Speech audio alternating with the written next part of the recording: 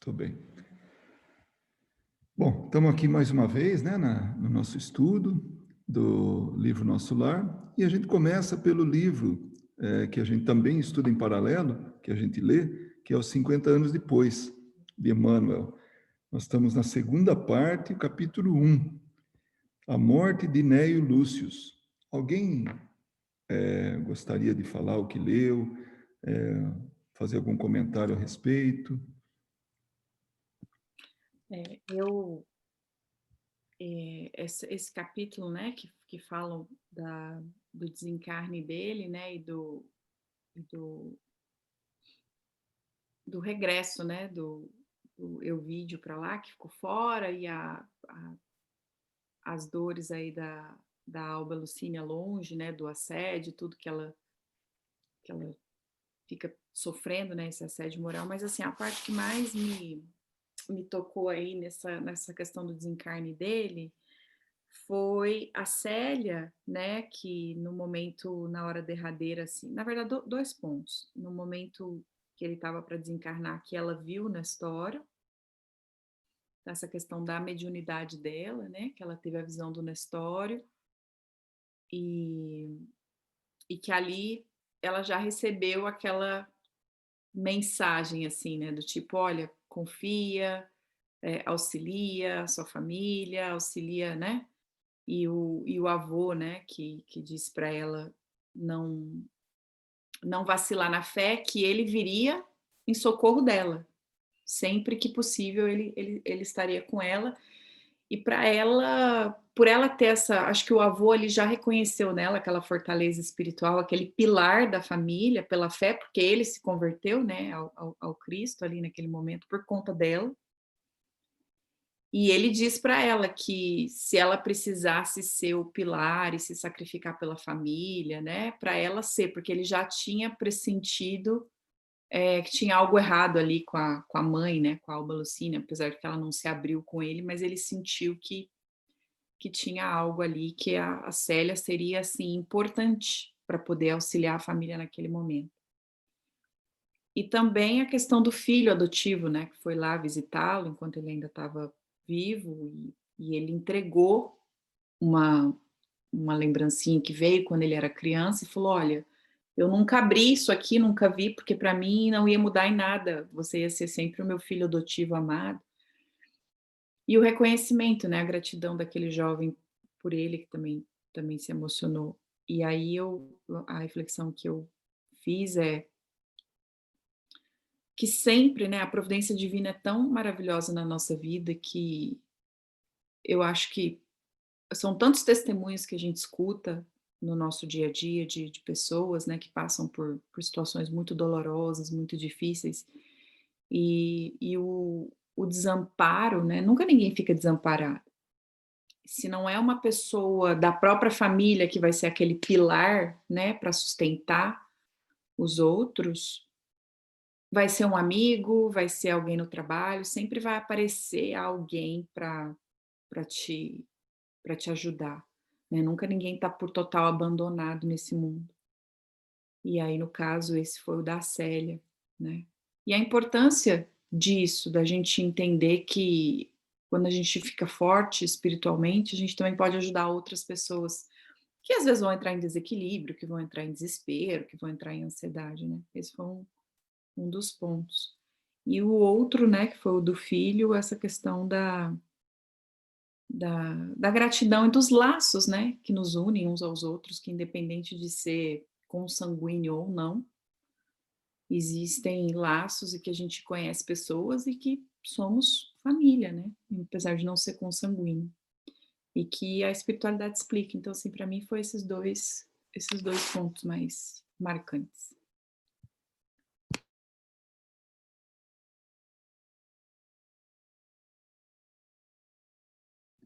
Alguém gostaria de acrescentar alguma coisa nesse capítulo? Tá bom. Então, Carol, eu posso compartilhar a tela? Já estou liberado?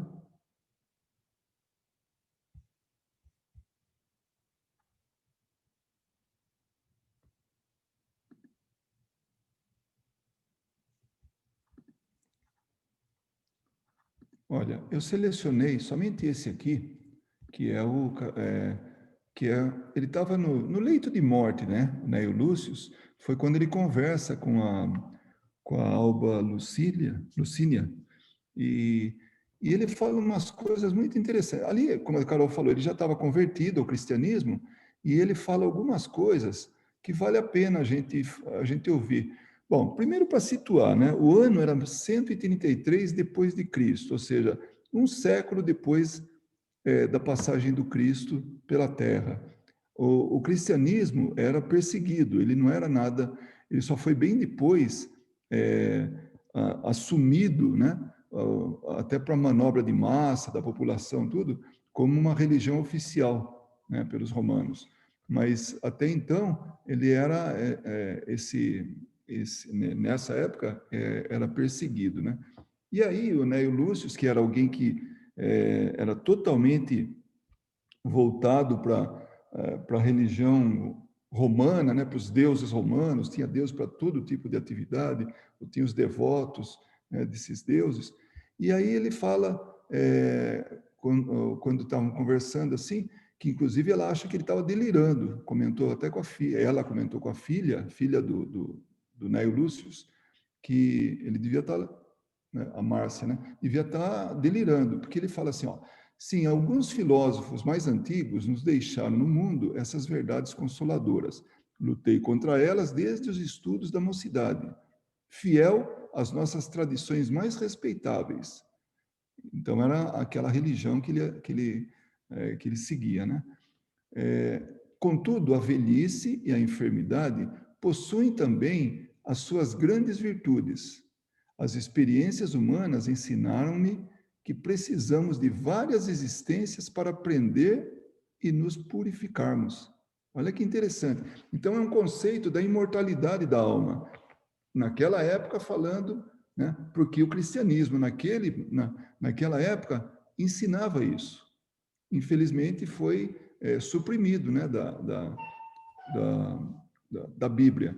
Mas aquilo que era pregado, que não era uma religião, o cristianismo não era, né, naquele momento, pelo menos, era algo que foi deixado pelo Cristo, né?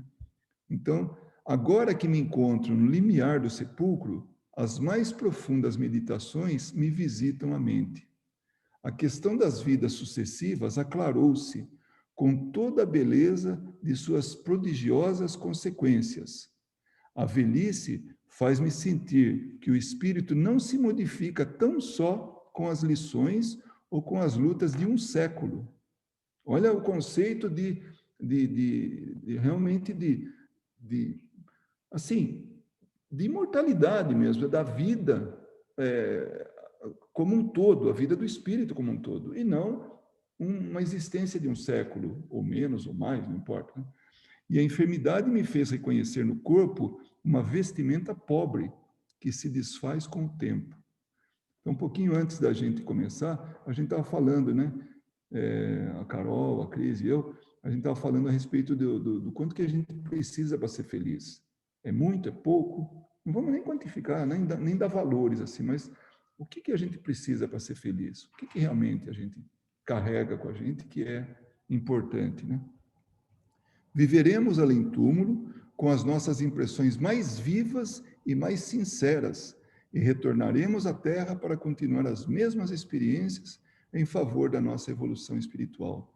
Percebendo que a Nora lhe ouvia a palavra filosófica, tomada de profunda surpresa, o venerando ancião acentuou: essas considerações, minha filha, vêm-me do íntimo para esclarecer-te que, apesar da decrepitude portadora da morte, tenho o espírito vivaz e repleto das mesmas disposições e esperanças. Olha a lucidez que ele estava falando disso. No momento que ele, mais um pouco, ele iria desencarnar, né? Mas ele estava nesse momento. Tanto que o título desse capítulo é O Desencarne de Neio Lúcius. Então ele estava nos finalmente, né? Nos finalmente, né? Sem a certeza da imortalidade, a vida terrestre seria uma comédia estúpida e dolorosa. Olha que realmente que lucidez, né? Que verdade é essa? Se for pensar bem, se a gente não tiver o conceito da imortalidade da vida, né, do espírito, e não de uma encarnação ou outra, mas se a gente tiver isso em mente, vira realmente uma estupidez, algo dolorido, que a gente, porque todos nós sofremos, pouco, muito, a gente sofre alguma coisa aqui. Tem uns que sofrem muito mais, tem outros pouco menos, até outros que sofrem tão pouco que nem percebe, né? Mas eu sei que além do túmulo, outra vida floresce e novas possibilidades felicitarão o nosso ser. Por essa razão, vibro com as tuas dores de agora, porque ela não fala para ele, como a Carol falou, ela não se abriu para ele, mas ela estava sendo pressionada, assediada pelo Lólio Úrbico, né? Que era o prefeito lá, e ele queria, porque queria conquistar ela.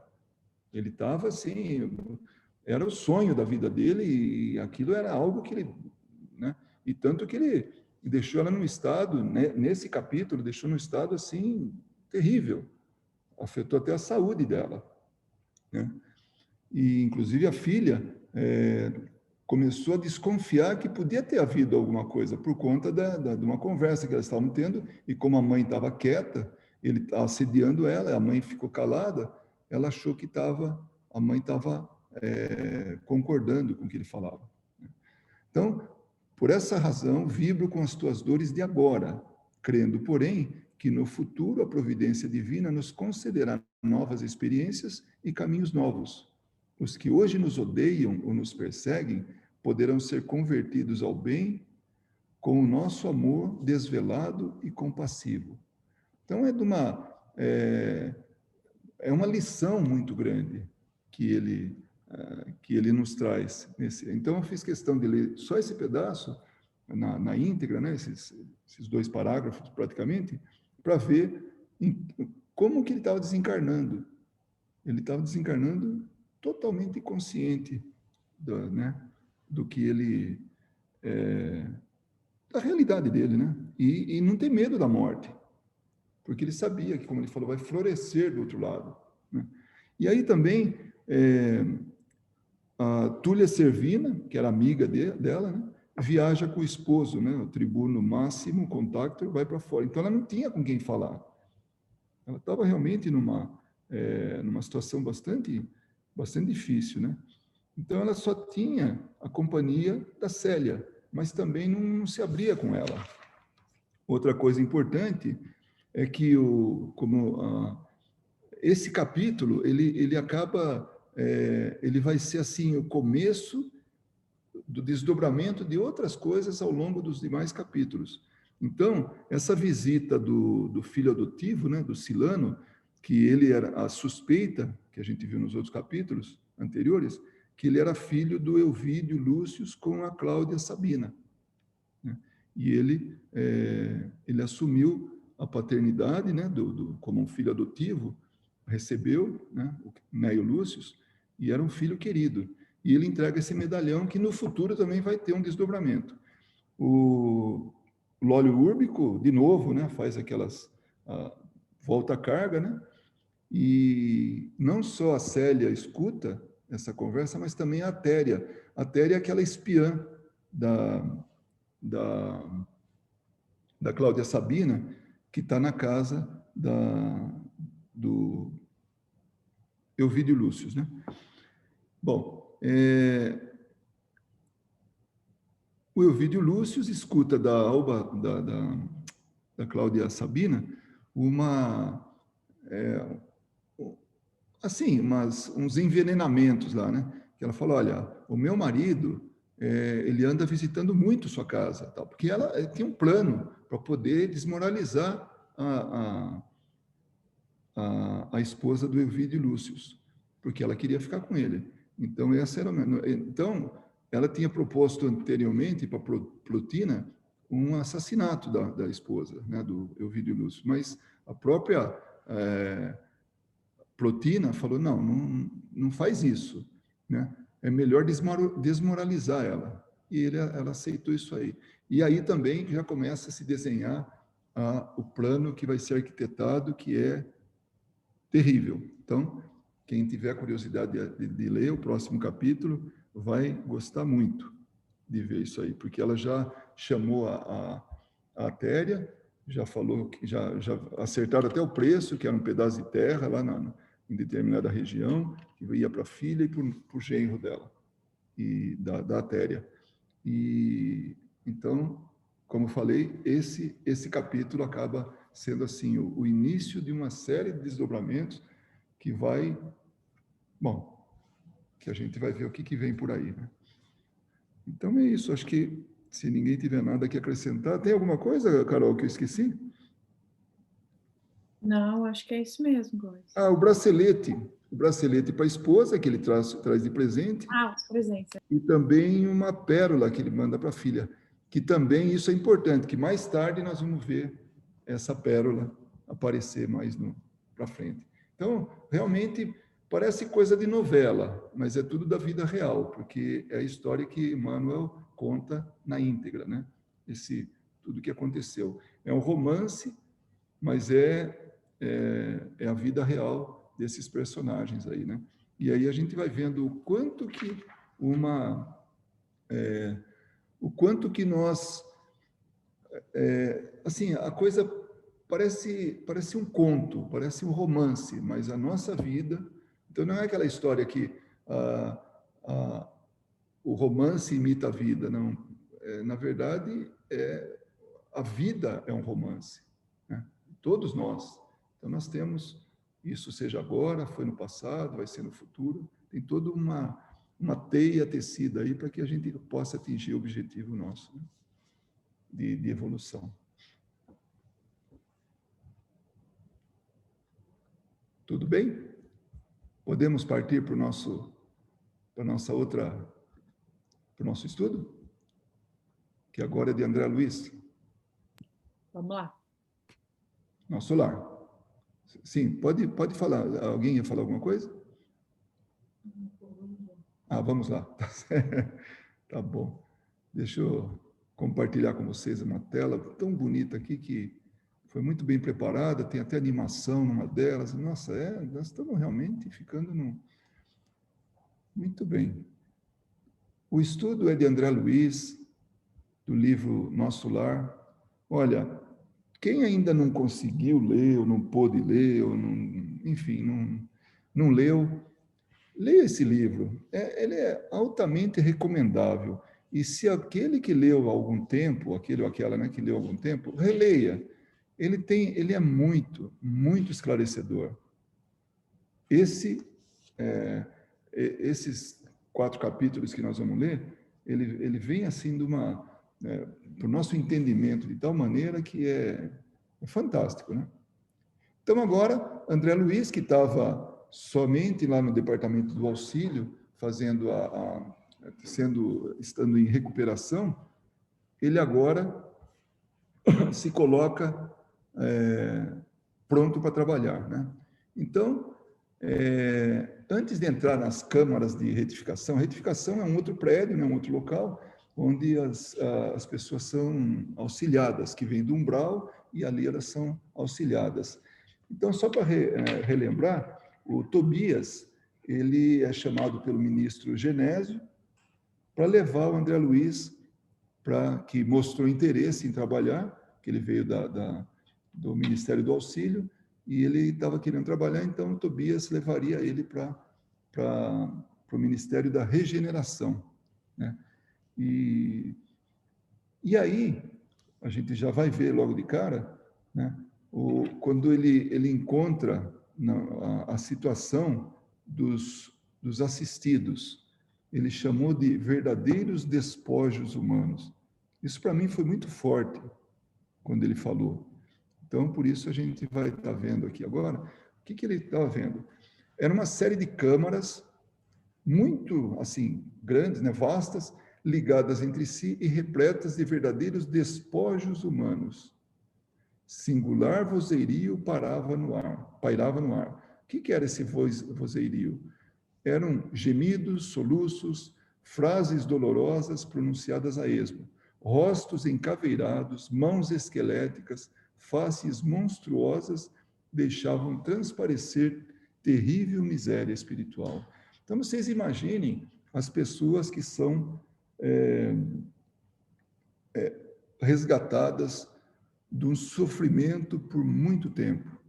Não importa esse tempo, pode ser dias, pode ser meses, pode ser anos, pode ser séculos, ali no umbral, drenando aquelas energias, né, que trouxeram da Terra. Por isso a importância da gente fazer bem a lição de casa, viver uma existência digna, para que a gente não tenha que expurgar tudo isso. Vocês imaginem as pessoas hoje, vamos pegar um exemplo qualquer, né? Sem nominar, sem fazer nada, só um exemplo, assim, pega um político corrupto, que tira o dinheiro que seria para a escola, para a alimentação, para a saúde, e ele pega aquilo para ele, uma bela uma fatia, e para enriquecimento próprio, para trazer a sua ambição, para satisfazer a sua ambição. Vocês imaginem o que ele está arregimentando para ele, o que ele está acumulando para ele.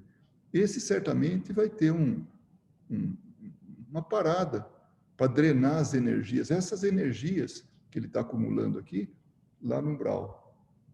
Onde é que ser lá umbral? É aqui na esquina, é aqui pertinho, convive conosco isso, né? Então, junta-se com outras pessoas que vão ter o mesmo tipo de sofrimento e vão purgar essas energias.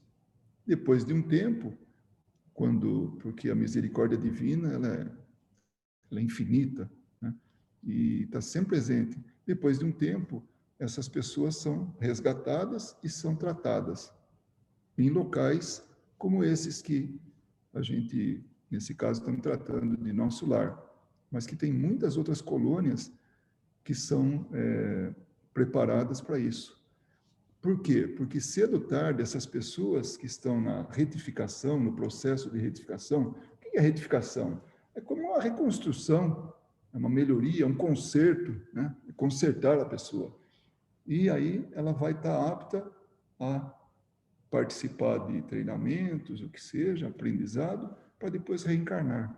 É basicamente isso. Se a gente for ver em linhas assim bem gerais, as cidades espirituais, as colônias, elas estão muito ligadas à crosta e a esses locais que compõem um umbral, né? Locais de sofrimento, de dores. Então, é para preparar a pessoa para reencarnar. Falando isso em poucas palavras, né? Então, ele entra naquelas câmaras de retificação e ele se impressionou com aquilo. Era um sofrimento puro, né? E aí ele vai vendo alguns casos, né? Mas ele vai cada vez mais se impressionando, né? Então, tão angustiosas foram minhas primeiras impressões que procurei o recurso da prece para não fraquejar. Às vezes a gente entra no hospital, vai fazer uma visita no hospital, sei lá, um hospital de Hansenianos, né? A gente vê coisa que está confinado ali, entre quatro paredes, né? Não está no dia a dia, a gente não vê pessoas assim naquele estado fisicamente depauperado, né? Ou ainda, pode ser que a gente vá num hospital de queimados, né? Então a gente vai ver gente realmente num estado muito difícil de ver. Mas André Luiz, médico que era, acostumado a ver muita coisa, ele se impressionou e ele teve que fazer uma prece, buscar o recurso da prece para não bambear as pernas lá, não arriar, porque realmente foi uma visão muito, muito difícil de ver. Bom, deixa eu abrir um parênteses aí. Esse capítulo, bom, não é só esse capítulo, vamos falar do livro todo, mas vamos falar desse capítulo. Ele é muito rico de informações, muito. Então, quem conseguiu ler antes da gente estar aqui estudando, pode confirmar o que eu estou falando. Realmente, são muitas informações importantes, são histórias reais, né? Porque ele, quando naquela época ele entrou nisso aí. Hoje, certamente, se a gente for transportado para um lugar desses, não deve ser diferente. Deve ter muita dor, muito sofrimento ainda. Claro que esses que naquela época estavam sofrendo já devem ter sido recuperados, já devem ter reencarnado, já deve ter tido alguns desencarnados até, né? Mas tudo em uma melhor situação. Como a gente sempre fala, o que a gente vê hoje é uma fotografia, seja aqui, seja no plano espiritual, é a fotografia do momento. Mas as coisas são dinâmicas. Então, essa foto vai servir para a memória, vai servir para a história, mas vem outra história por trás disso, outra foto atrás disso, e outra, e a evolução é constante. Se alguém quiser falar alguma coisa, pode abrir o microfone e falar, tá bom? Bom, uma das pessoas que geme, que clama por ajuda, é o Ribeiro. E ele chama pelo irmão Tobias. Bom, Tobias é quem está mostrando o Ministério da Regeneração para o André Luiz, né? Então ele pede, por caridade, irmão Tobias, né? Como um louco, né? Estou a sufocar. Isto é 1000 vezes pior que a morte na terra. Socorro, socorro, quero sair, quero ar, muito ar. Bom, olhando isso, ou vendo isso, André Luiz fica assim meio perdido. E aí vem uma resposta, uma pergunta que ele vai fazer um pouquinho mais para frente, né? Mas uma serva, né? Uma das trabalhadoras ali, faz um comentário, né? Ele experimentou uma crise de grandes proporções. E o assistente Gonçalves, que era um outro trabalhador ali, esclareceu que a carga de pensamentos sombrios emitidos pelos parentes encarnados era a causa fundamental desse agravo de perturbação. Olha que interessante. Esse desencarnado estava sofrendo podemos chamar assim, o assédio da família. Vocês imaginem a família chorando, implorando, querendo a volta desse espírito que desencarnou. Então ele estava no desespero, sentindo toda a dor daquela família. Então, a importância da gente entender o desencarne, entender isso, é muito grande. Não vamos tirar a dor das pessoas, porque a dor é única de cada um, é individual. Então, cada um trabalha aquilo da melhor maneira. Mas o desespero, esse tem que ser trabalhado. O desespero não cabe aí, porque quem sente é o espírito. Então, quer ajudar o espírito? Primeiro, sabe que não vai retornar. Ressurreição não vem, né? Não vai ter jeito de trazer a pessoa, principalmente se estiver num estado muito avançado da doença, esse tipo de coisa. Eu não queria ressurgir aqui no meio de todo mundo com todos os males que eu desencarnei, de jeito nenhum, porque é assim que viria, né? Então a ressurreição ela nem é lógica.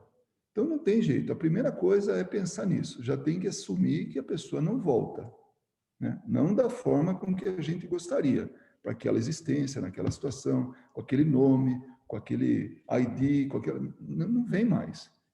É próxima encarnação, ou reencarnação, mas não volta. Então, pensando nisso, puxa, eu sinto saudade, mas eu não posso me desesperar. Então, é esse o que se deve trabalhar. Então, a pessoa que inteligentemente trabalha a sua dor dessa maneira, não passando por desespero, ela triunfa. E outra, auxilia aquele que está desencarnado. Então, as preces são importantes, né? Então, não vamos falar de celebrar missa, cultos e tudo, não. Vamos falar da prece sincera, ali, na intimidade do lar, onde quer que seja, né? Recolhido e fazer uma prece em benefício desse desencarnado. Então, aqui a gente vê que o oposto é muito prejudicial ao desencarnado. Então, esse capítulo realmente ele mostra, ele dá umas pinceladas em situações que a gente pode encontrar ou pode passar uma vez desencarnados, ou durante a nossa vida aqui, as consequências de como é que a gente age aqui, o que, que vai acontecer lá, nós vamos ver nesse capítulo aqui, né? Então, André Luiz diz: seguimos através de numerosas filas de camas bem cuidadas, sentindo a desagradável exalação ambiente, oriunda, como vinha a saber mais tarde, das emanações mentais.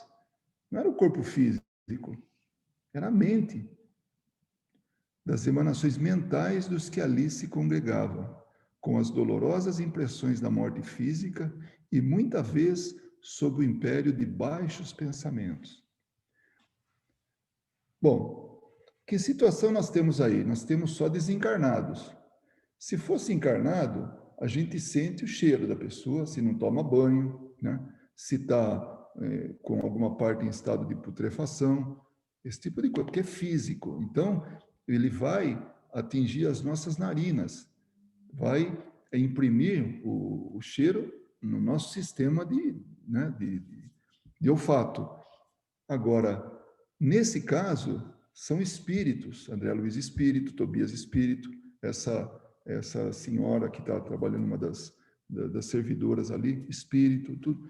Então, não vem cheiro de corpo para eles, vem o cheiro do que está pensando, do que está sentindo, as vibrações, a exalação, né, dessas emanações mentais que ele fala aqui. Então, olha a importância do pensamento.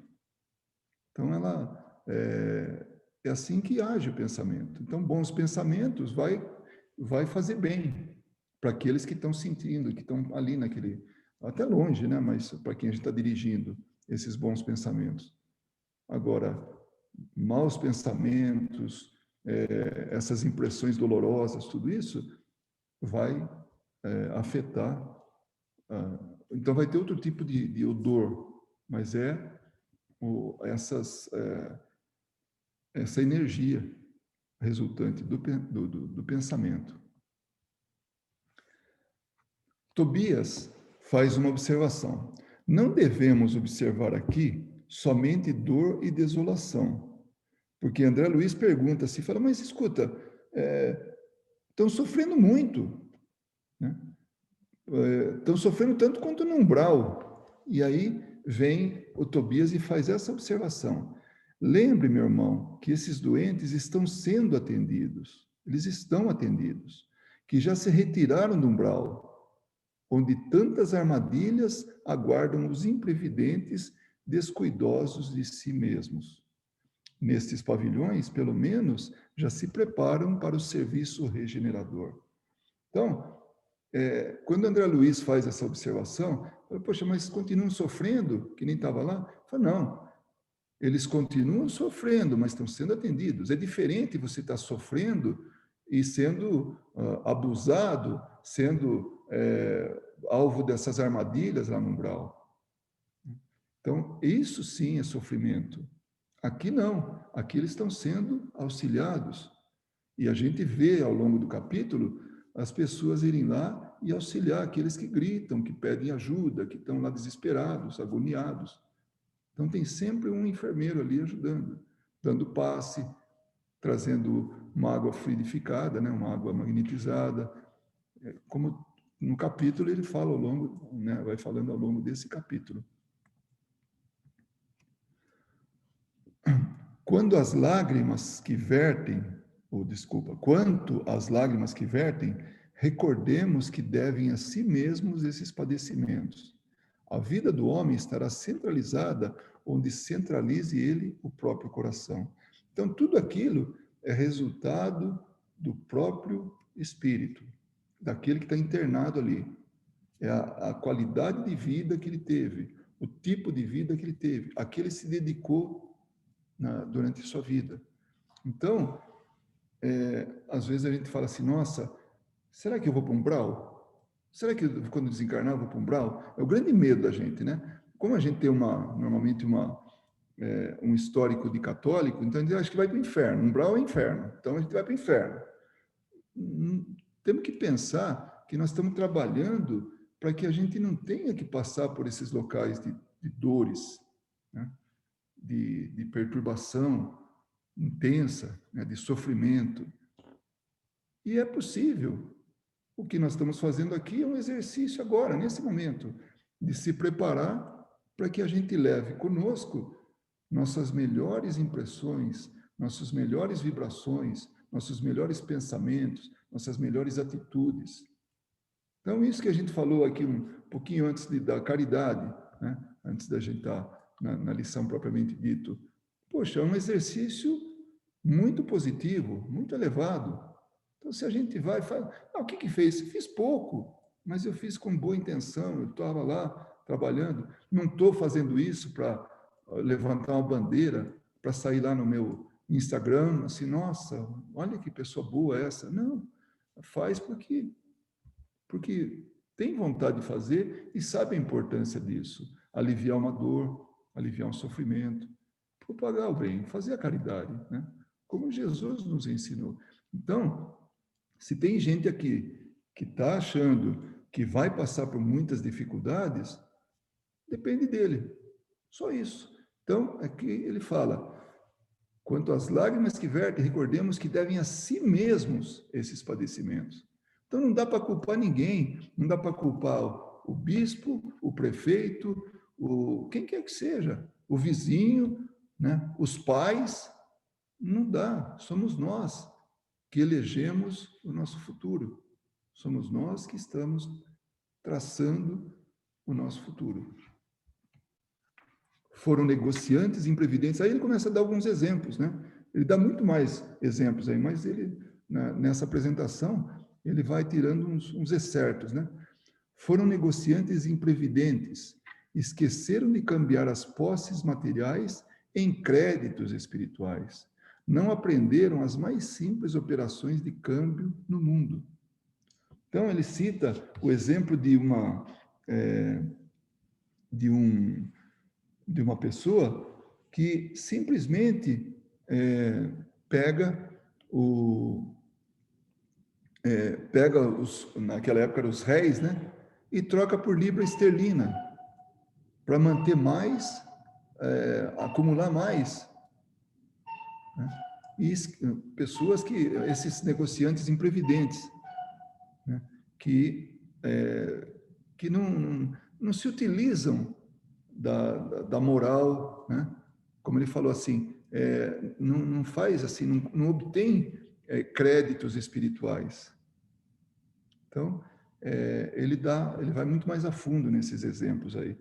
E um dos exemplos que ele fala, que é do Ribeiro, que acho que a gente já foi, né? Até, deixa eu ver se... já foi. Então, vamos aproveitar e já vamos lembrar disso aí. O Ribeiro, ele estava tão envolvido com essas dores, os sofrimentos, ele chegou a sair do quarto dele, saiu desembestado, fora do hospital, em desespero, aloucado lá, porque não estava senhor de si. Tal era a influência da família, porque ele achava que era injusto o que estavam fazendo com ele, retendo ele naquele hospital, quando não levavam ele até a família, que clamava por ele. Aí, a saída de Tobias, ele fala assim, vamos então dar uma nova carga de preocupações para a família. Olha só, às vezes a gente acha que o que acontece na vida da gente parece ser um infortúnio, parece ser um azar, mas não, pode ser em algum momento a espiritualidade desviando nossa atenção para outra coisa, para poder aliviar uma outra parte. Então, nesse caso, a família receberia uma carga de novas preocupações para esquecer um pouquinho do desencarnado Ribeiro. Então, isso está muito claro, muito mais detalhado no capítulo, como a espiritualidade age na nossa vida. Então, quando a gente acha que está passando por um problema muito sério, que parece castigo, nem sempre vai ver aquilo que a gente precisa. Eu lembro, eu vou falar um caso aqui tem a ver com a minha mulher, né? Isso anos atrás. Minha mulher sempre trabalhou muito, não assim, fora de casa, mas dentro de casa, cuidando dos filhos, tudo. Ela realmente não parava nada, não parava nunca, né? E aí, um belo dia, ela machucou bem assim fez um pequeno corte bem no vão dos dedos, lavando louça ali, né? Estava quebrado um copo, ela foi passar e cortou.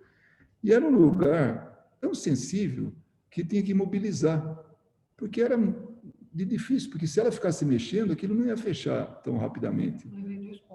Teve que levar 2 pontos, tudo, e ficou imobilizada. Aí, numa reunião mediúnica, um amigo espiritual falou: tivemos que fazer isso para ela parar um pouco. Só isso. Então, aquilo foi um exemplo vivo para a gente, que foi uma coisa. Bom, todos sabem que a gente participa muito de reuniões mediúnicas, né? Desde há muito tempo. Então, por isso que a gente tem essa liberdade de falar assim e falar, usar como exemplo, né? Então, não é nada inventado, não é a realidade. Então, foi o que a espiritualidade encontrou, a maneira para ela sossegar um pouco, que isso de alguma maneira estava afetando a saúde dela. Não parava, então agora parou. Claro que quem teve que lavar a louça fui eu, né? Mas não teve problema, pelo menos ela se recuperou aí, né? Tanto da mão quanto da necessidade de parar um pouco, né? Então, Tobias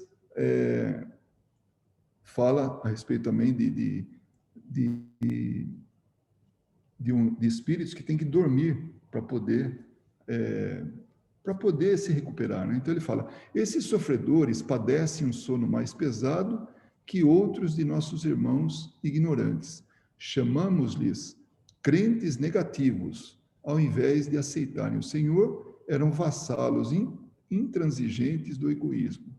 Então é uma outra situação um outro exemplo que ele dá, pessoas que se utilizam da credibilidade, da crença, na verdade, não da credibilidade, mas da crença de fiéis de igrejas, né, para poder angariar fundos.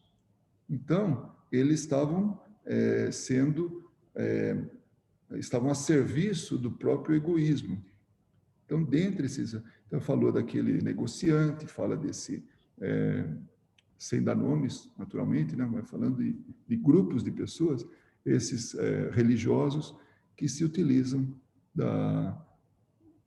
assim, alimentam o seu próprio egoísmo, né?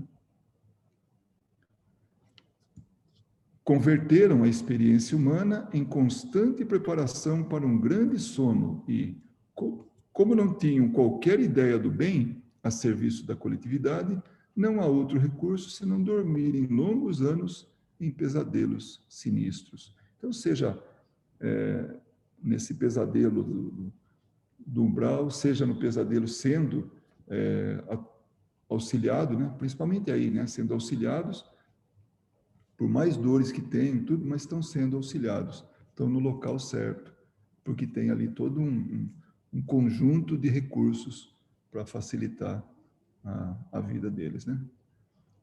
Bom, então agora André Luiz já começa a trabalhar ali, né? O que acontece? Aqui na transparência é um pouco mais assim resumido, né? Então não dá para saber. Ele estava lá com Narcisa e Tobias. Um desses espíritos, ele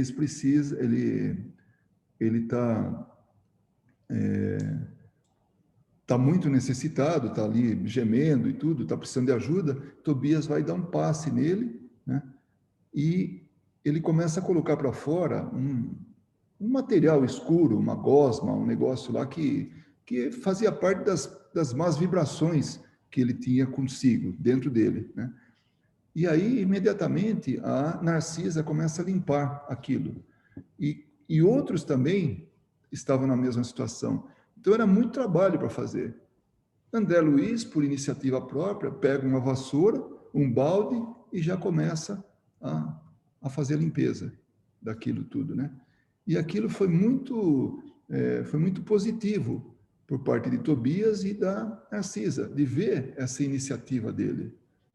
E ele faz um comentário né, depois dessa experiência que ele teve. Ele trabalhou o dia inteiro, quer dizer, trabalhou até o final do dia, fazendo esse tipo de atividade, e ele comenta: o serviço continuou por todo o dia, custando-me abençoado suor, e nenhum amigo do mundo poderia avaliar a alegria sublime do médico que recomeçava a educação de si mesmo na enfermagem rudimentar. Eu confesso que quando eu li isso aí, fiquei meio assim, emocionado, porque ele está passando de uma fase, bom, o título, né, a gente já sabe, né, que é que ele fala do trabalho abençoado, né? Acho que é isso, né? Mas está falando do trabalho, do serviço, porque até então ele estava vinculado ao Ministério do Auxílio, onde ele só era auxiliado, ele não podia fazer nada ali. Quando ele procurou por trabalho, enviaram ele para... Bom, primeiro teve aquela conversa, né, que o ministro falou para ele, falou: olha, eu estou percebendo que você está querendo trabalhar, mas você quer uma posição de médico, como você teve na Terra, e não vai ter isso, não. Né? Então, esse é o resumo da conversa. E mandou ele lá para a regeneração. E lá ele pediu ajuda, né? Ele falou: não, eu quero trabalhar.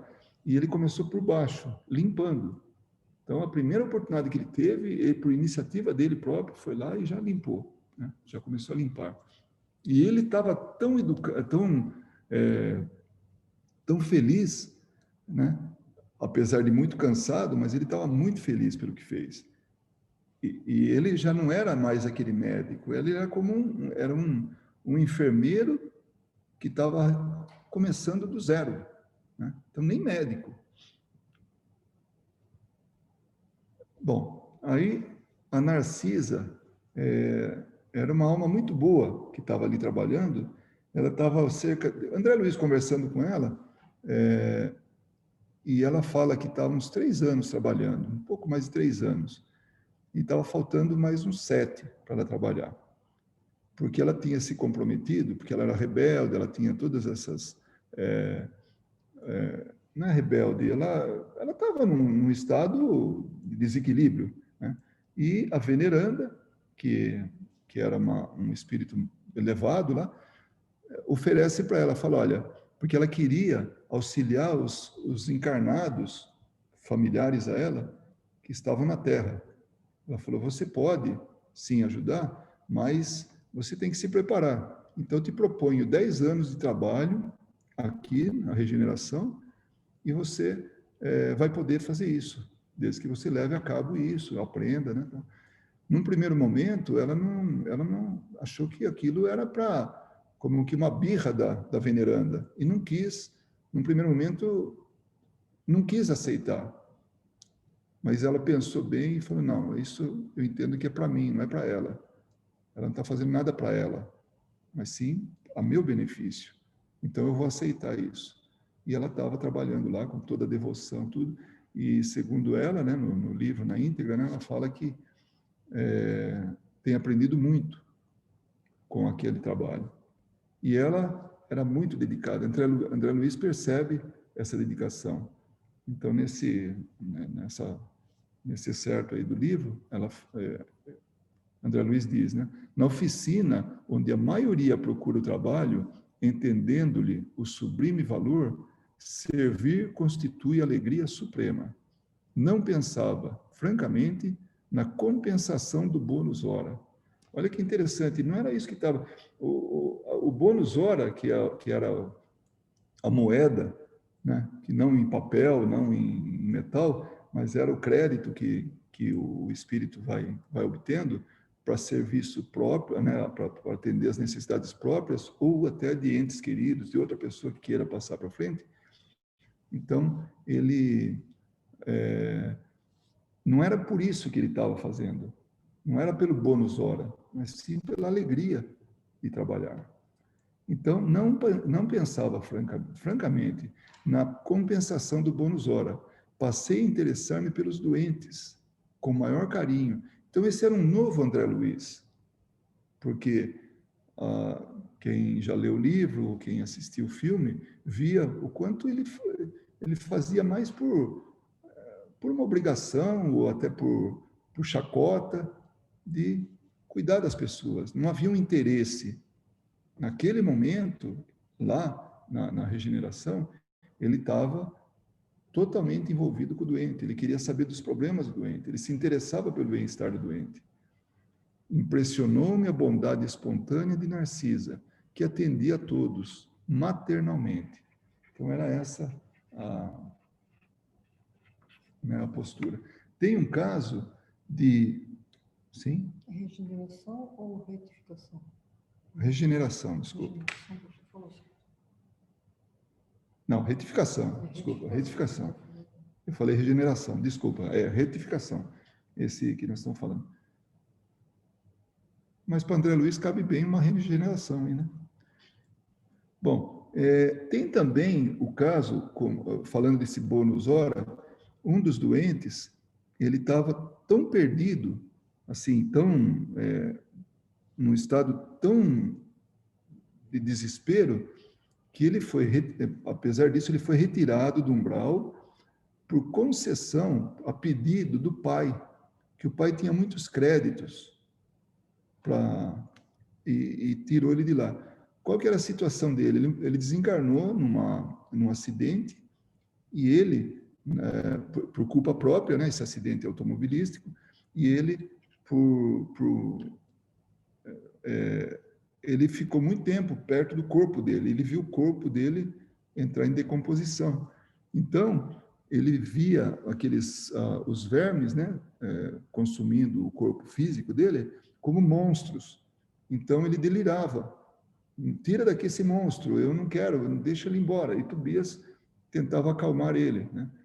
Aí, naquele momento, veio, né, André Luiz pergunta, e como que ele veio parar? Como é que é isso? Eu queria saber mais. André Luiz faz a pesquisa dele ali, perguntando. E aí é quando Tobias fala, o pai dele trouxe ele para cá.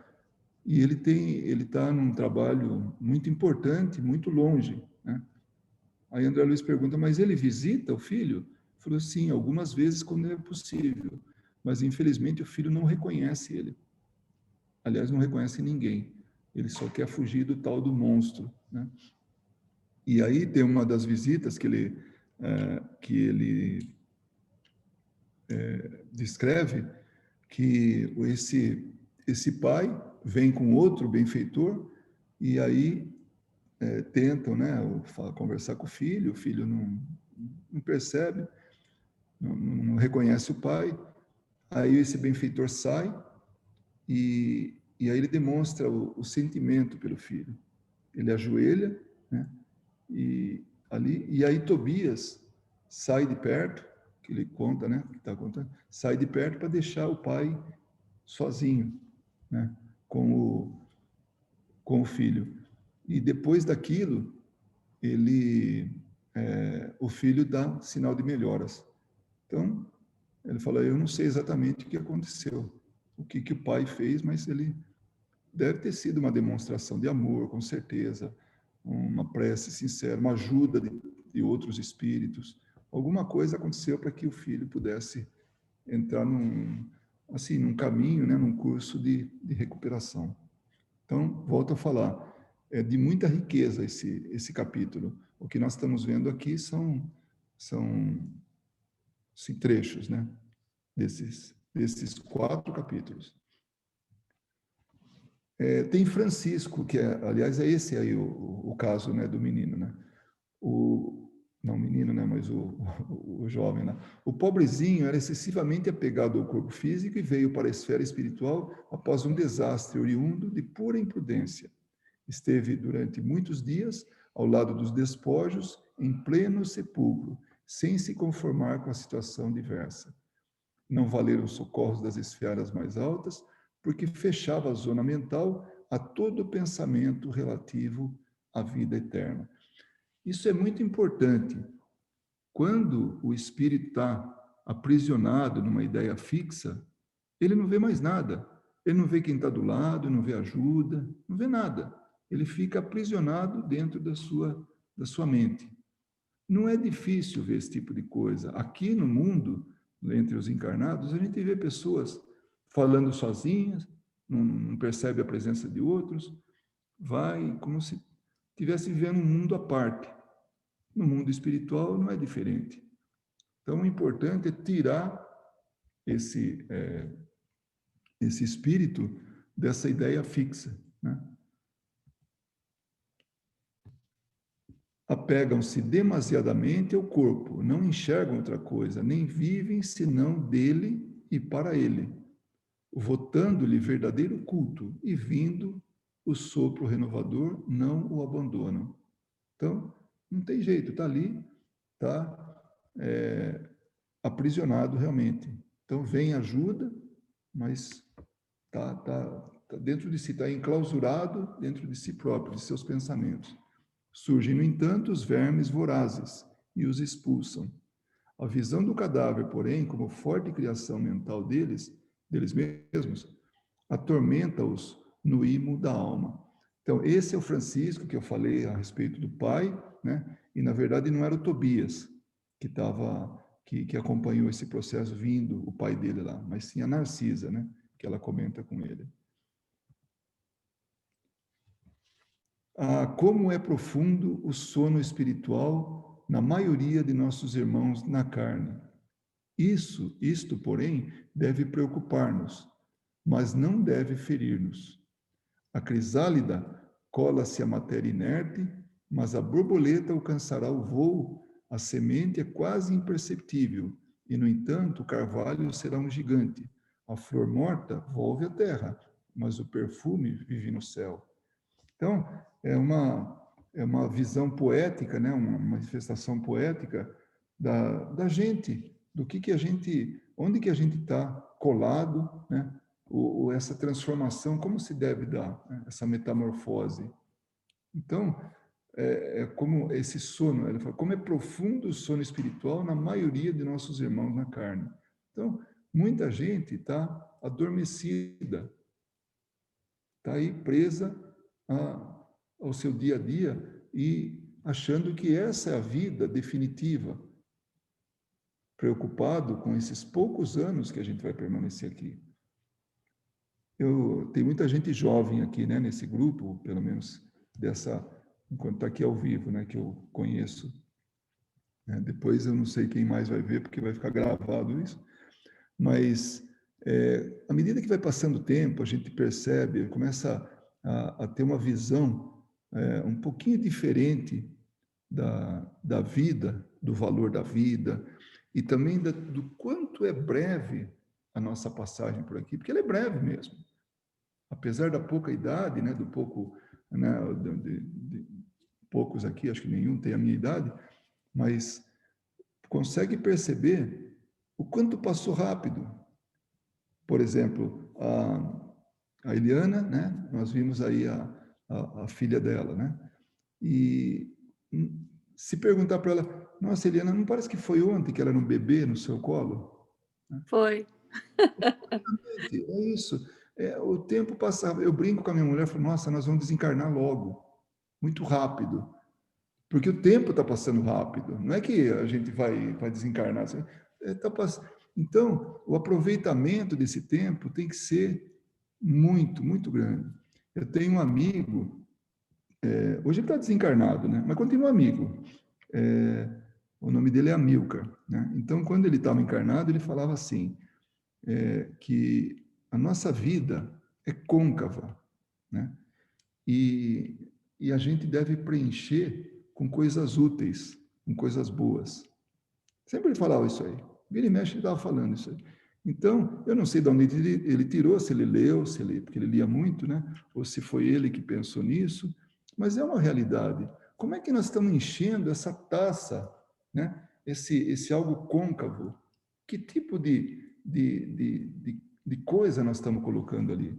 Porque ela é muito breve, muito rápida. Do mesmo jeito que a gente vê os filhos assim, eu assim muito rapidamente, Quer dizer, não é que é rapidamente, a sensação é de velocidade.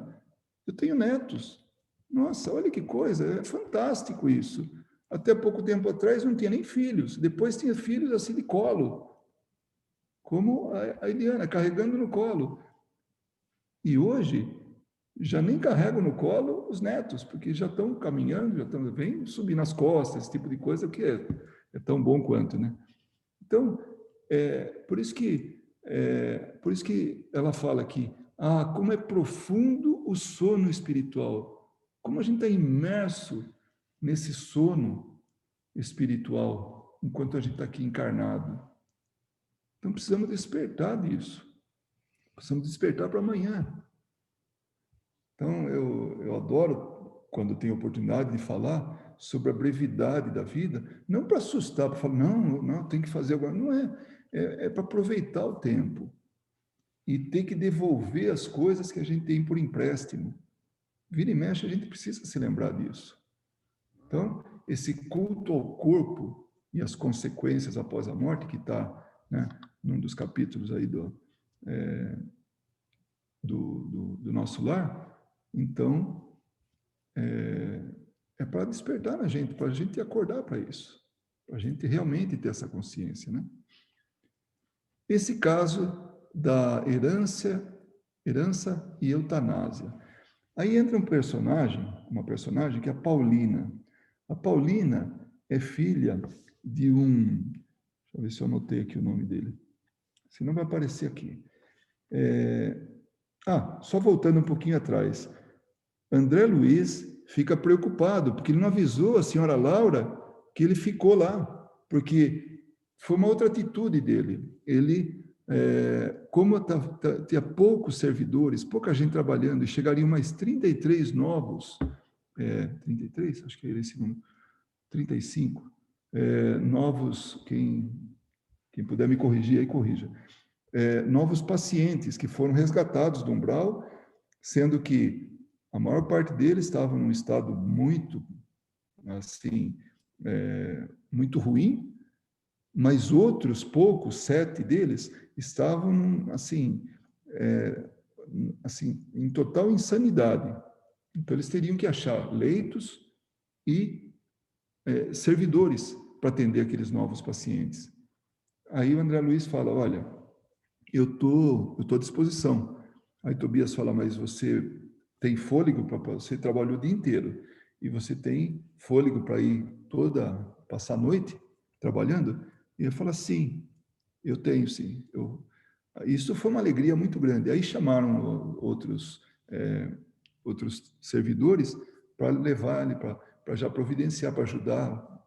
Aí tem que mexer em tudo ali, né?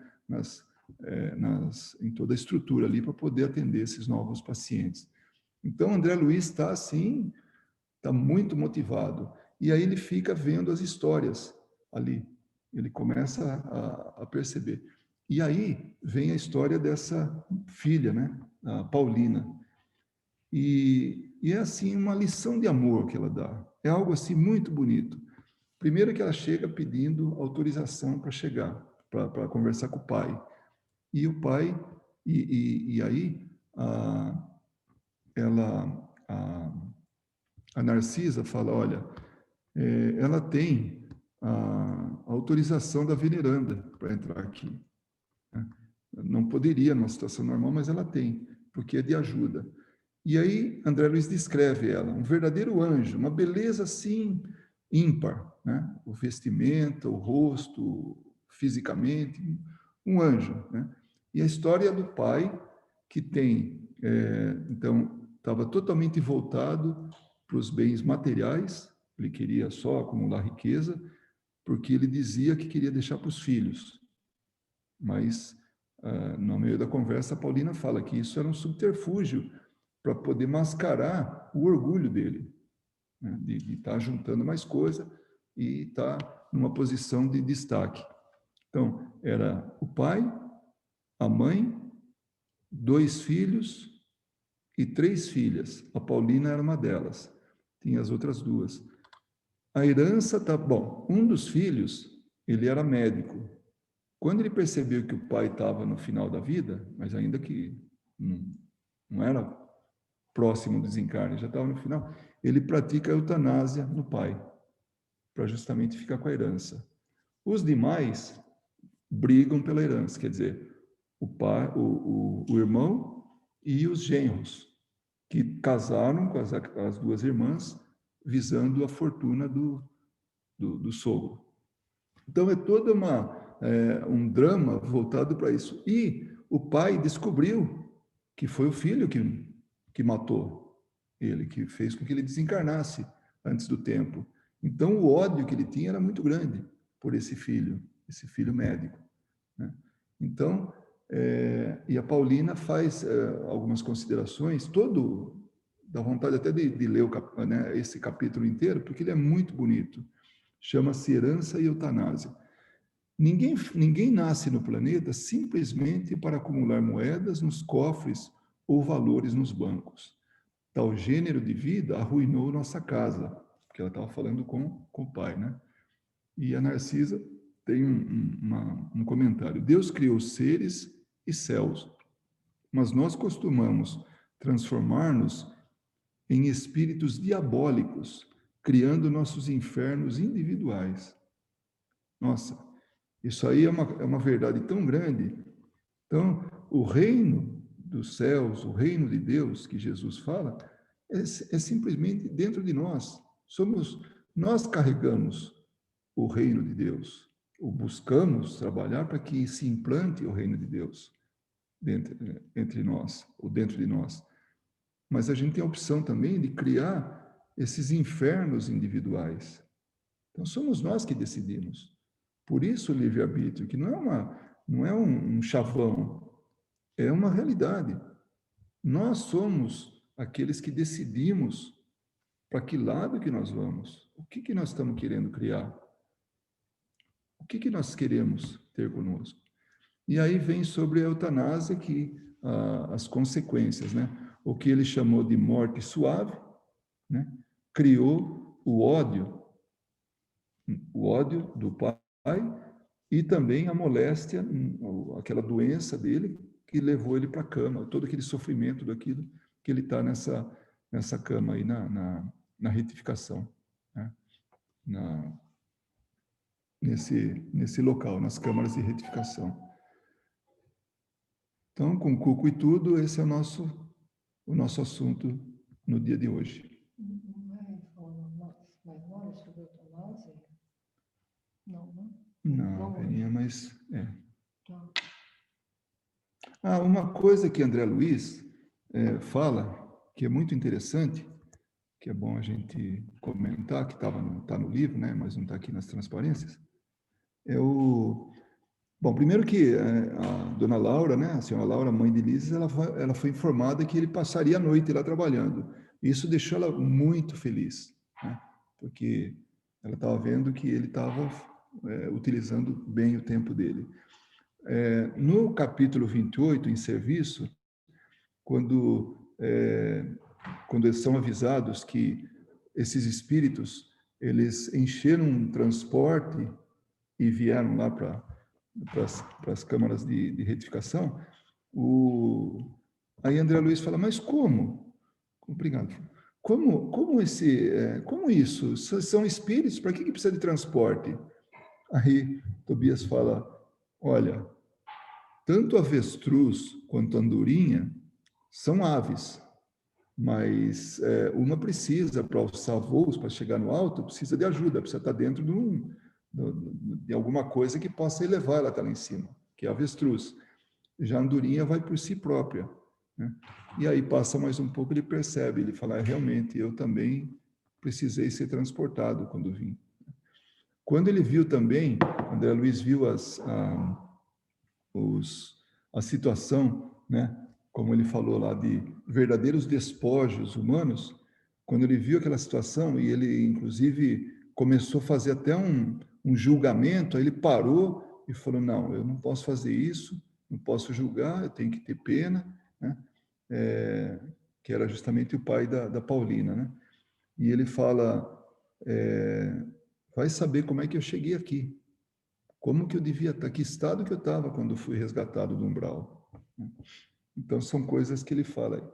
E mais uma coisa é que os pais, né, de Francisco, eles tinham muitos, esse que tinha o monstro aí, né, que ele tinha medo, né, tinham grandes créditos espirituais, os pais, por isso conseguiram resgatar ele, porque na verdade não poderiam.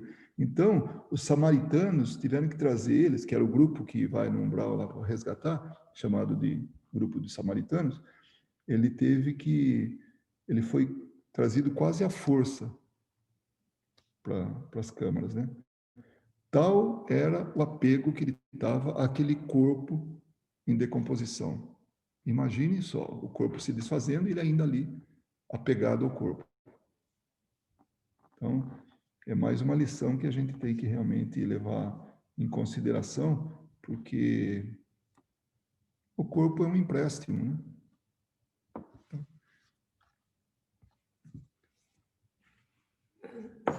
Muito bem, essa é a minha... É interessante esses capítulos, apesar de serem bem curtinhos do livro, mas são muito ricos, né? Como você falou no começo, Luiz, de ensinamento. E foi muito bonito reler, né, a parte que André Luiz estava se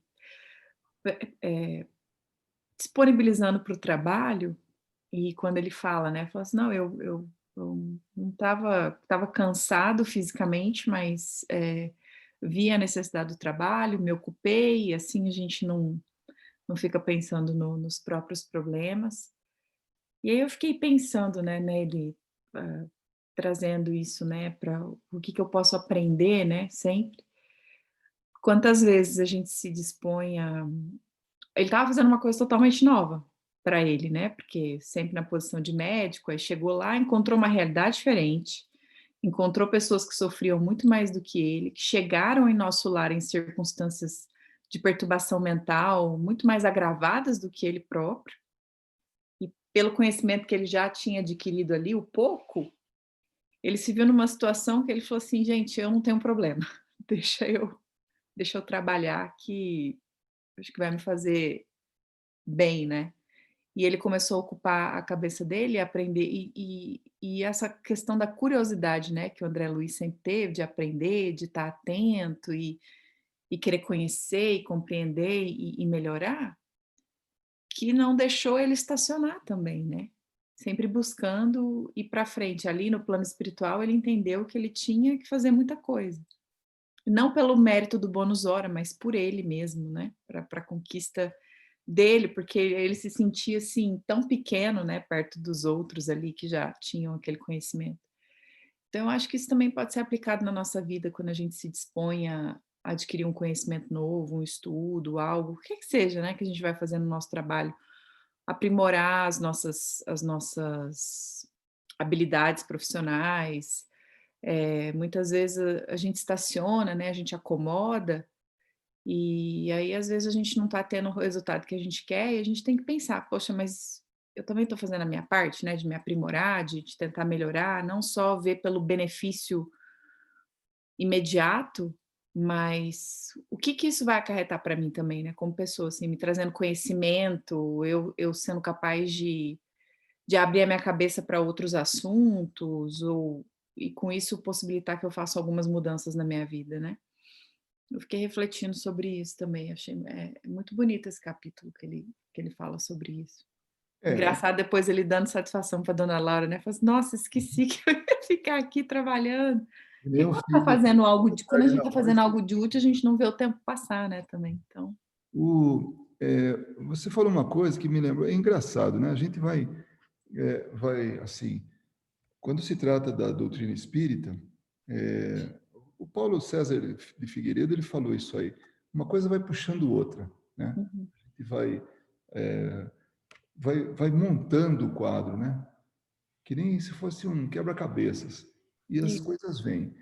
E quando você falou a respeito é, da ociosidade, né, esse tipo de coisa, eu lembro muito bem, acho que todos nós sabemos, né, aquele ditado, né, que diz assim, mente vazia ou mente ociosa oficina do diabo, né? Então, é uma coisa que realmente, se a gente se deixar, sabe, deixar essa ociosidade dominar a gente, né? Vai sair encrenca, né? O mesmo Paulo Henrique de Figueiredo, ele falou numa das palestras para a gente, ele falou o seguinte, o que a gente deve experimentar tudo, deve assim, eu quero agora aprender música, vai atrás de música, agora eu quero aprender pintura, vai atrás disso, vai. Falou, porque o que difere de um espírito ser bom no que faz, que ele até brincou com um dos nossos participantes, né, que era músico, brincou não, ele fez a comparação, ele aproveitou nessa situação e falou, o que difere Beethoven de você? O que é? Né? Ele falou assim, é o tempo, é o exercício, é a prática. Ele é muito mais tempo músico do que você. Por isso que ele tem mais qualidades. Então, esse recado, né, essa orientação, essa recomendação, é para todos os sentidos, para tudo que a gente faz na vida. Então, usar o tempo e entrar, vai fazendo as coisas, e vai aprendendo, e vai aproveitando. Né? Quanta coisa dá para a gente aprender, e tudo útil, porque no final das contas é o que a gente vai levar daqui. É isso. Então, é uma mala virtual que a gente leva, né? Através da E hoje experiência. mais do que nunca, né? Através da experiência, através de tudo que a gente acumulou aqui, a gente leva, né? Então, isso é importante que você falou também, Góis, porque até assim, a gente não tem hoje, né, com a tecnologia, e ainda mais esse ano, que as pessoas viram, né, a importância de muitas coisas, rever, né, e ajustar. A gente está vendo aí, né, modelo de ensino, né, tudo está sendo modificado, escola virtual e tudo, aulas, trabalho, home office, entendendo que as pessoas podem sim trabalhar home office, né, tudo sendo ajustado para essa nova situação.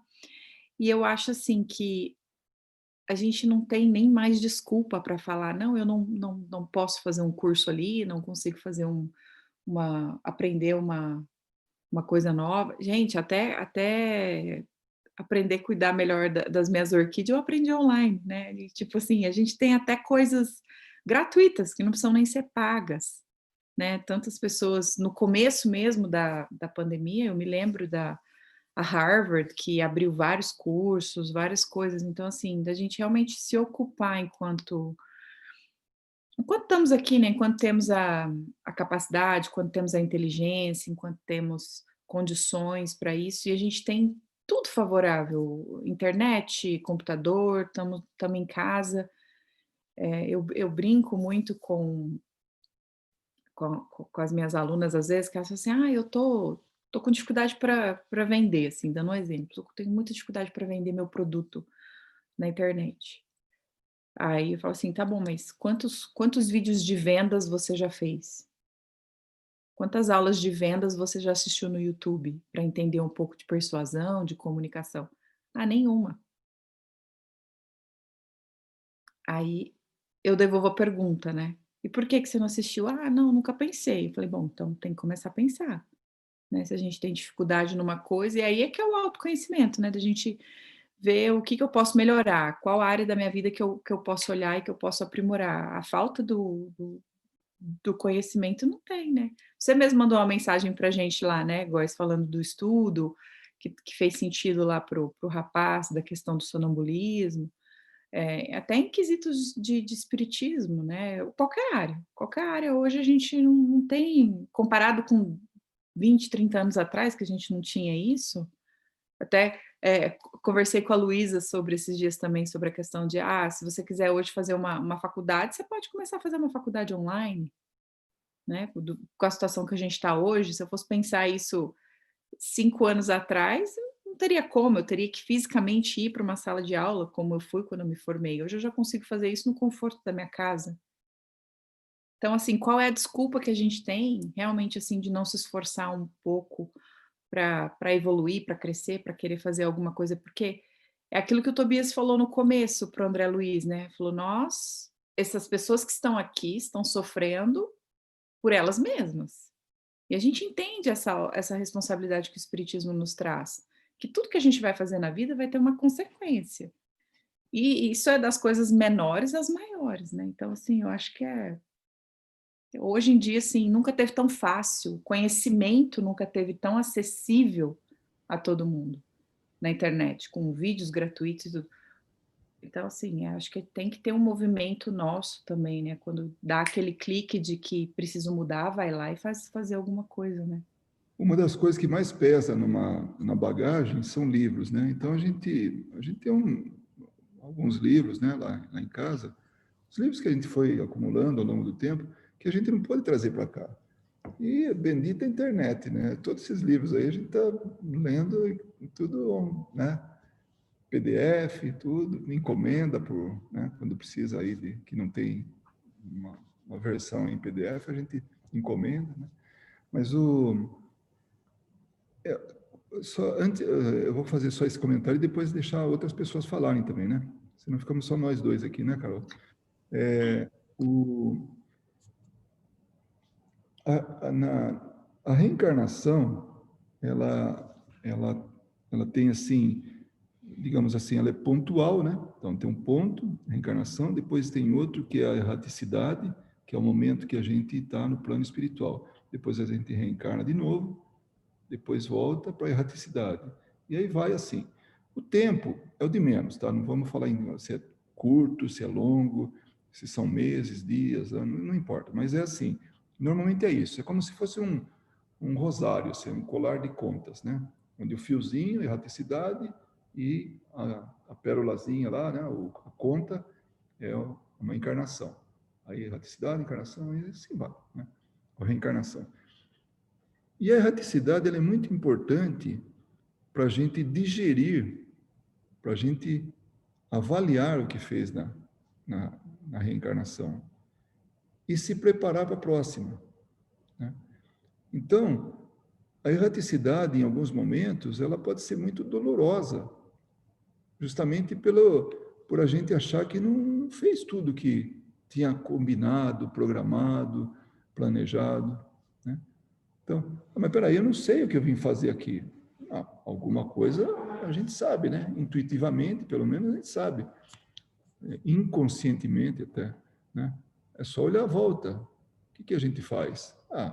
Se melhora e melhora aqueles que estão à nossa volta. Basicamente isso. Pode ser alguém muito próximo da gente, pode ser familiar, como pode ser também estranhos. Pode ser só uma pessoa, como pode ser uma cidade inteira, a influência nossa sobre essas pessoas. Mas a vida vai nos demonstrando, vai nos indicando o que a gente faz. Então, que a gente possa realmente voltar para a erraticidade, né? Esse fiozinho da continha ali do rosário, né? Que a gente forma, né? Um rosário contínuo, assim, até o momento que não precisa mais se reencarnar, porque aí a gente já cresceu tanto, né? Já evoluiu tanto, que aí a gente pode talvez ir para tomar conta de um mundo, né? Como Jesus toma conta do nosso, né? Mas é muito importante ter realmente essa consciência e aproveitar todos os recursos. Mas, por favor, alguém fale alguma coisa, né? Para que não fique só um monólogo ou um biólogo, não, sei lá.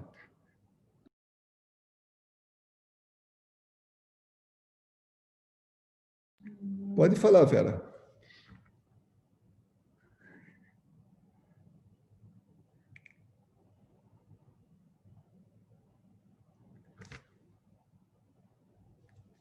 Tem que abrir o microfone. Tem que fazer. Oi, pessoal, boa noite. Boa Hoje eu noite. consegui uma folguinha e deu para entrar aqui. Eu fiquei tão feliz. Daí a minha irmã falou: Você não vai entrar? Você não vai assistir? Eu falei: Estamos esquecendo, vamos, vamos, vamos.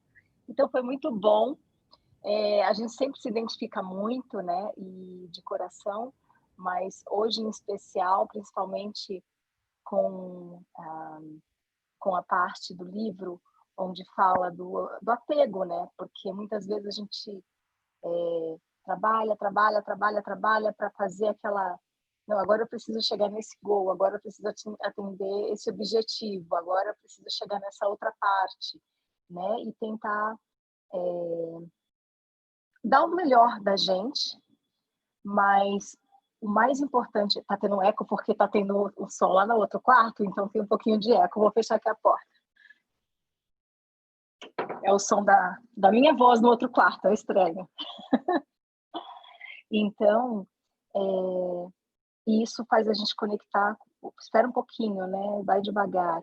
E entrar na realidade dos fatos, que, na verdade, a gente não leva nada quando morre e fica tudo aí. E é muito importante, sim, estar cuidando do lado, né, material, que faz a gente sobreviver hoje nesse mundo maluco, mas o espiritual vem junto e vem realmente em primeiro lugar. Então, foi muito bom ter conseguido essa conexão hoje. Eu agradeço muito a vocês. Também quero agradecer os comentários da Carol, falando do acesso à internet. A gente tem realmente tudo à disposição lá. E é só conectar e chegar. E às vezes falar, meu Deus, eu preciso resolver isso. Como é que eu vou resolver? Né? Corre lá no Pai Google para ver como é que direciona, né? No Dr. Google, para ver como é que direciona. Mas, às vezes, coisas muito simples, até mesmo palestras maravilhosas como essa de hoje. Então, eu quero agradecer muito as palavras de vocês. Você falou uma coisa muito importante, a nossa dependência mesmo, o quanto é importante a vida material. E a gente não pode abrir mão dela, ninguém pode, porque nós somos parcialmente materiais. A forma da gente se manifestar aqui é material, e a gente convive com as pessoas, a gente interage com as pessoas materialmente. Então, não dá para deixar isso. Talvez, e quando a gente fala sempre nessa, né, meio que bate nessa mesma tecla várias vezes, dá a impressão, fala, poxa, mas então, você não deve ter nada em casa, você não liga para isso, material, como é que você vive, o que você come? Não, todos nós precisamos, né, realmente dessa fase material, porque são duas fases, fase espiritual e fase material. Juntas duas é a manifestação nossa. O segredo é a gente conseguir o equilíbrio. Se a gente consegue isso, é isso. Então, na verdade, eu não abro mão do material, não abro mão do espiritual, né? Nem de um nem de outro.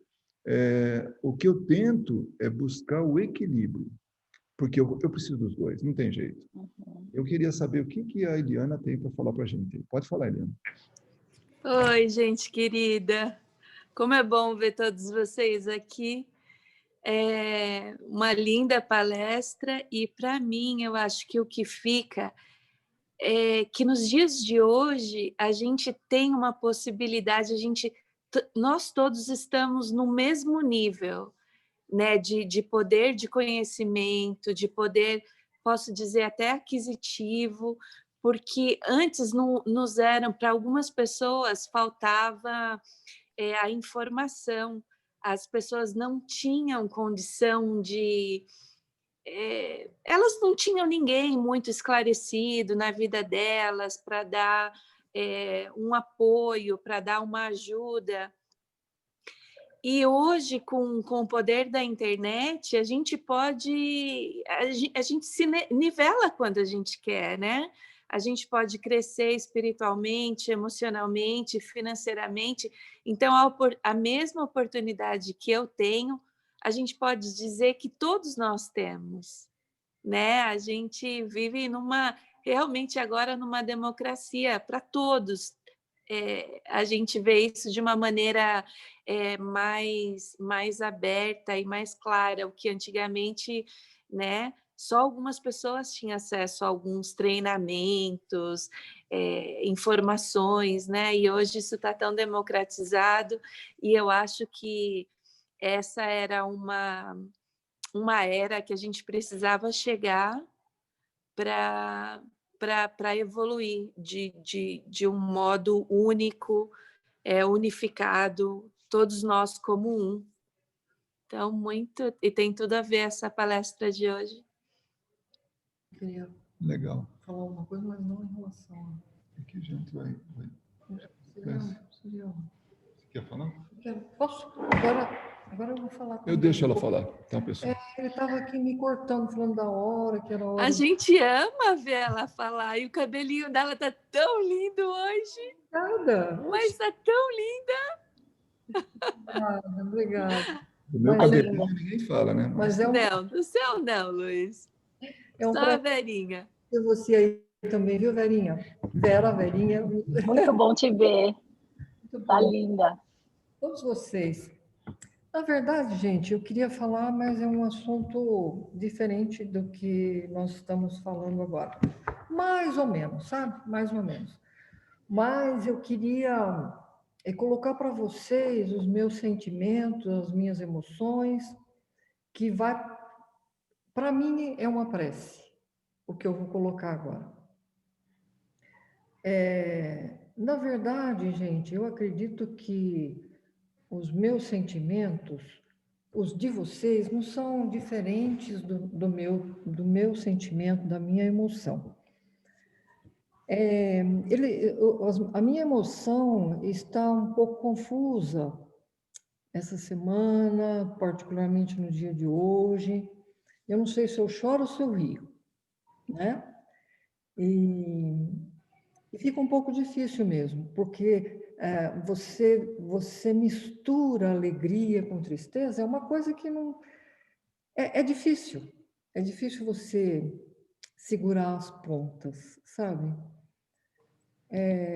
Estar aqui como uma grande família e saber que a nossa querida Carol teve uma grande participação nisso, inclusive como exemplo de trabalho, né? Que vocês sabem que, às vezes, não sei pela idade, não que eu seja velha, nem meu marido, né, gente? Muitas coisas que ocorrem, às vezes dá vontade de dar uma paradinha, sabe? Mas aí você olha para frente e fala, parar? Não, de jeito nenhum. Olha lá o jeitinho dela, ela se esforça, ela tem muito mais coisa de fazer do que... para fazer do que eu, tem que trabalhar fora de casa, tem, né? E tá ali, tá perseverando, então vamos juntos, né? Muitas vezes eu senti isso. Então, pela nossa querida Carolina, né? Eu muitas vezes segui em frente.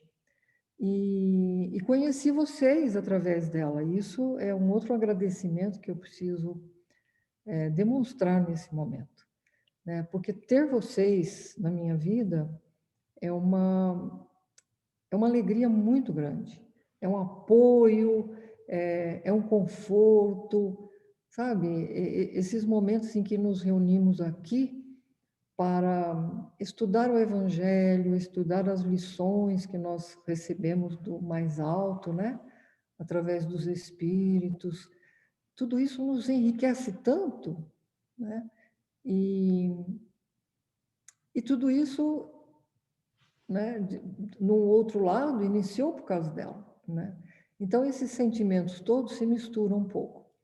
A minha tristeza é de não tê-la tão pertinho, mas a alegria é tão grande de ver a felicidade dela que eu fico feliz também. Eu deixo um pouquinho a tristeza de lado e procuro ser muito feliz, principalmente sabendo que ela vai encontrar nessa nova vida uma nova forma de caminhar, porque é um novo caminho, e vai encontrar muita alegria, muita alegria. E nós todos aqui tenho toda a certeza de que todos desejam a ela muita paz, muita alegria e muito trabalho com Jesus, né? Nós sabemos que nós não estamos te perdendo, nós sabemos que você vai estar conosco sempre que possível, né? E que vamos nos ver, né? Muitas vezes ainda. Você vindo para cá, nós indo para lá, mas você está deixando em todos nós uma marca muito grande, muito. E nós te agradecemos muito. E também nós agradecemos ao Mestre querido, porque ele nos reuniu. Ele nos deu esta oportunidade de não ter só você, minha querida Carol, mas todos esses que estão aí. E ainda faltam alguns, né? Mas o início de tudo foi você. Então, nós te agradecemos imensamente por isso. Que Deus te abençoe, que Deus te ampare. E não fuja, porque se você fugir, nós vamos atrás de você. Não tem jeito. Você faz parte dos nossos corações agora. Viu? Receba o nosso carinho, receba o nosso amor e o nosso desejo de que você seja sempre muito feliz, como uma prece para o seu novo caminhar.